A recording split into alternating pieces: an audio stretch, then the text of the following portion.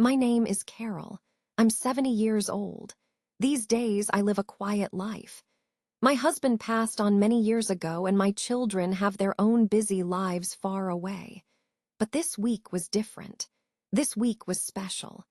My family had planned a grand reunion in Florida, and they invited me. My daughters, my son, and all my grandchildren together in one place. Of course, I said yes. I booked my flight, packed my suitcase with a heart full of anticipation, and made the journey. I arrived today, a pleasant weariness from the travel in my bones, but it was overshadowed by a bubbling excitement. I was so ready to see them all. First, however, I needed to get to the hotel. I stepped out of the airport into the warm, humid air and looked for a taxi. A clean sedan pulled up to the curb. I opened the back door and slid in. "Hello," I said with a cheerful smile. The driver said nothing. That was the first peculiar thing. I gave him the name of my resort. He put the car in drive and pulled away from the curb. Still no smile, not even a nod, just a profound silence. Perhaps he's not a talker, I thought, or maybe he's having a bad day. I tried again. "Is it a busy day for you?" He replied with a single word, "No." That was all. One word, no warmth, no interest.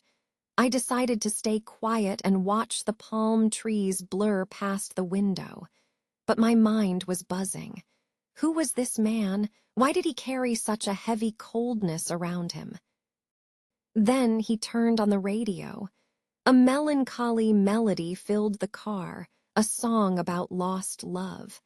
He snapped it off with a sharp, almost violent motion, as if the music had physically wounded him. I said nothing, but I understood. There was a deep pain inside this man. After a few more minutes of silence, he spoke, his voice raspy.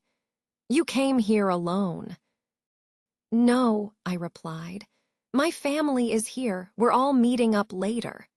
He didn't respond for a moment, then murmured, "Family isn't always easy." His voice was low, heavy with unspoken things. In that instant, I sensed this was no ordinary taxi ride.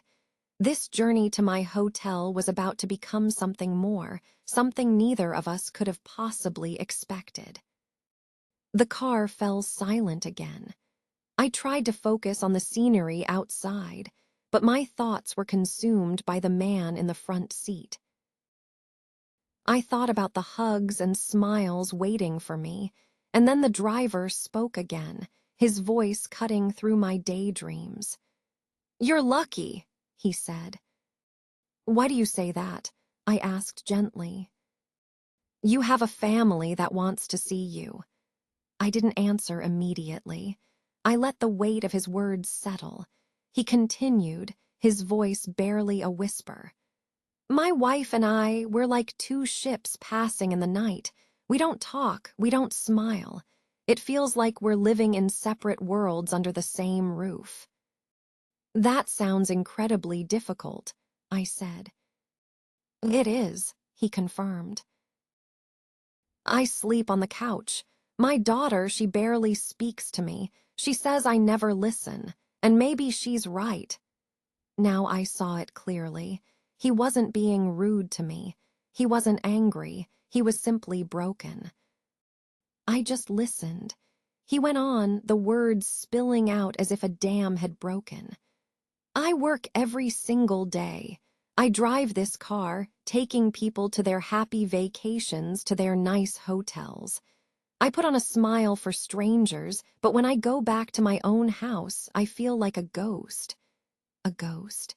That word hung in the air between us. Last night, I almost left for good. I had a bag packed. I was ready to just disappear. "And why didn't you?" I asked softly. "Because my daughter cried," he said, his voice cracking. "I heard her from behind her bedroom door. She didn't say a word, but I could hear her sobbing." His tone changed then, becoming slower, softer. "I don't know what to do, ma'am. I don't know how to be a father anymore or a husband."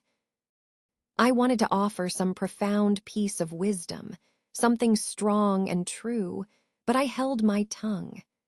Sometimes, silence is the most compassionate response. And in that quiet space, I knew one thing for certain. This man wasn't just driving me to a hotel. He was driving through the landscape of his own pain.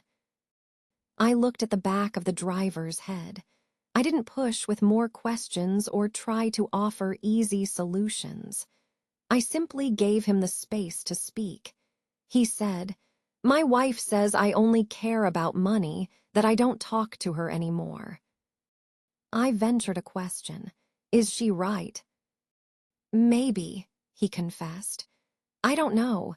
I work constantly to bring home food to pay the bills."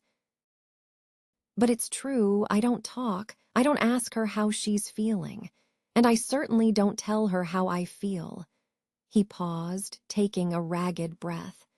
"Sometimes I forget she's a person, not just someone who cooks and cleans. She's tired, too. I just didn't see it."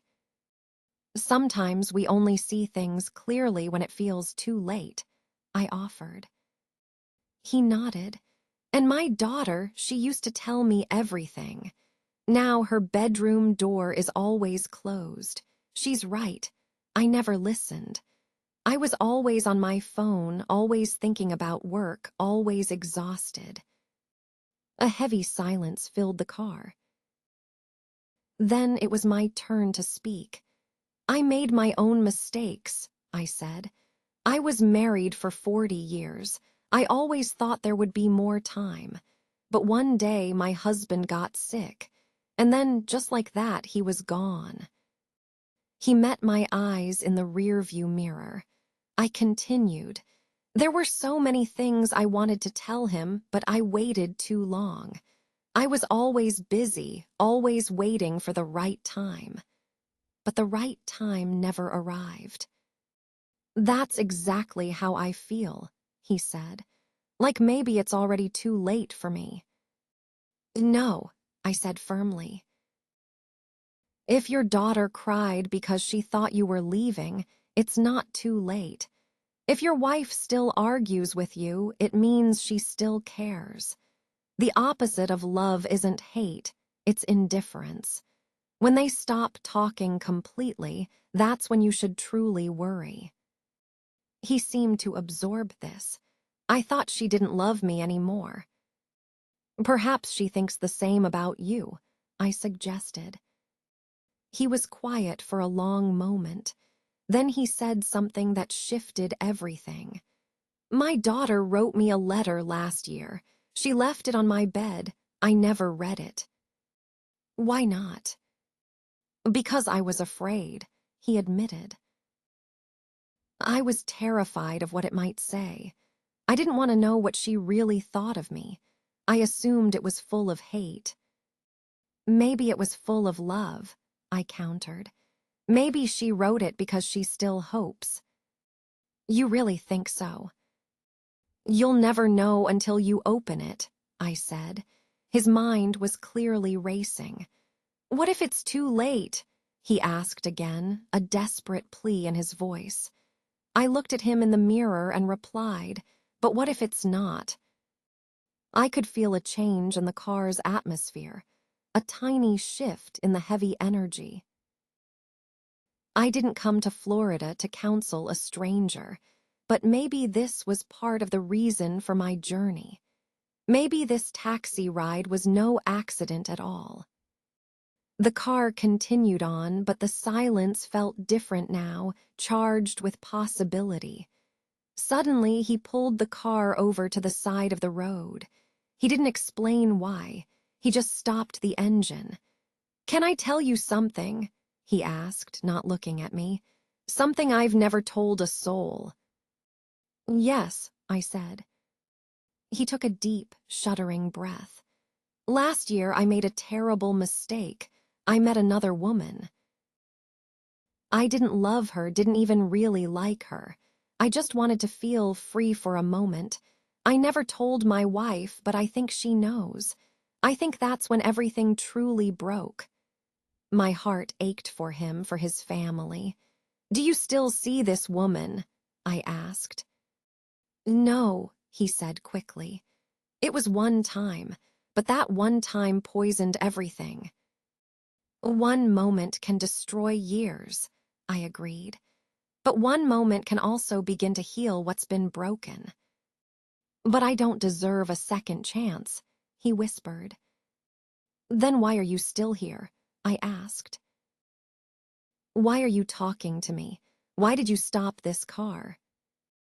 He didn't answer right away. Then he said, "Because your words, they sound like my mother's. She passed away 3 years ago. Before she died, she told me, 'David, don't let your pride destroy your home.'" I didn't listen then. "Then listen now," I urged. He reached into the glove compartment. He pulled out a small, folded piece of paper. It was worn and creased. "This is it," he said. "The letter from my daughter, the one I never opened." He looked at it, then at me in the mirror. "Should I read it?" I didn't give him a direct answer. Instead, I asked, "Do you want to remain the man you are today, or do you want to become the man your daughter needs?" He looked down at the letter in his hand. "I'm afraid," he said. "Be afraid," I told him, "but open it anyway." And with trembling hands, he did. He unfolded the letter. He didn't speak. He just read in the quiet of the car. 1 minute passed, then 2, then 3. I waited, my own heart pounding. What had she written? Was it a letter of goodbye? Was it filled with anger or with hope? Finally, he looked up, his eyes glistening. "It's not what I thought," he choked out. "What is it?" I asked. "It's love," he said, his voice thick with emotion. I was confused. "What do you mean?" He read from the paper. "She wrote this a year ago. She says, 'Dad, I know you're not perfect, but I still love you. I miss you. I want my dad back.'" I stayed perfectly still. He continued reading. "I know you're tired and I know you feel lost, but please don't give up on us. I'm still here and I still need you. Don't walk away from us. Please walk back to us." Then came the part that made my breath catch in my throat. He said, "There's more." At the very end of the letter, she wrote, "I hope one day someone will remind you of who you really are. I hope someone helps you find your way back home." I froze. He looked directly at me in the mirror, his eyes wide with disbelief. "That someone," he said, "is you." I couldn't speak. My chest felt both heavy and incredibly light.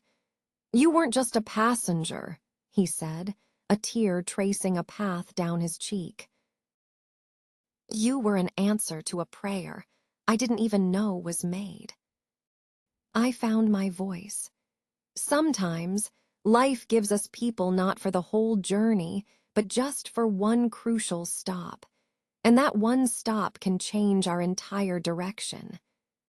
He almost smiled, but then another thought clouded his face. "My wife," he said. "She doesn't know about this letter. She doesn't know how I feel right now. She has no idea I want to fix things." "Then what are you going to do?" I asked. "I don't know." "Let me ask you one last question," I said. "If this was your very last chance, your last day on Earth, what would you do?" He didn't hesitate. "I would go home. I would hold them both, and I would finally tell them the truth." "Then maybe," I said softly, "today is your last chance." He looked ahead at the road, not driving, just sitting there, thinking, feeling. Finally, he turned the key in the ignition. The engine hummed back to life. "I'll take you to your hotel first," he said, his voice resolved. No, I said. Take me to the nearest bus stop.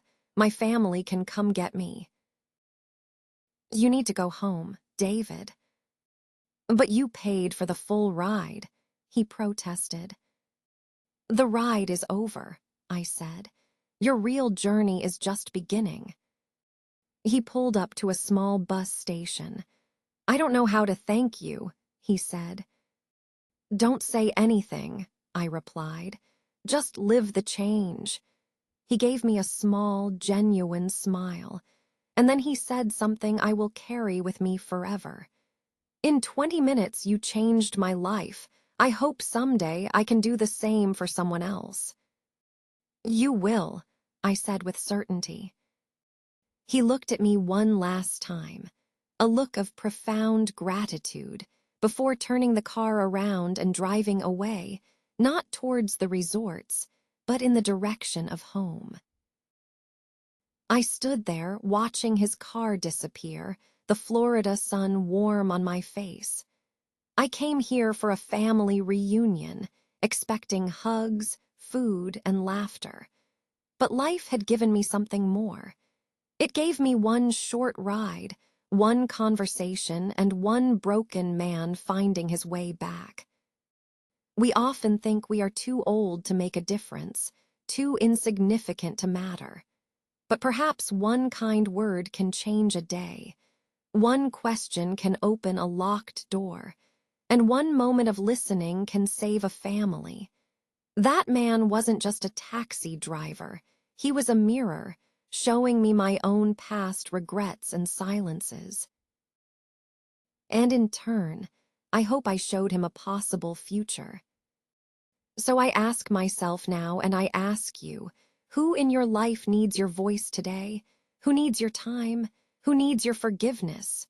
Don't wait for a perfect moment that may never come. The right moment is now. Speak now. Listen now. Love now.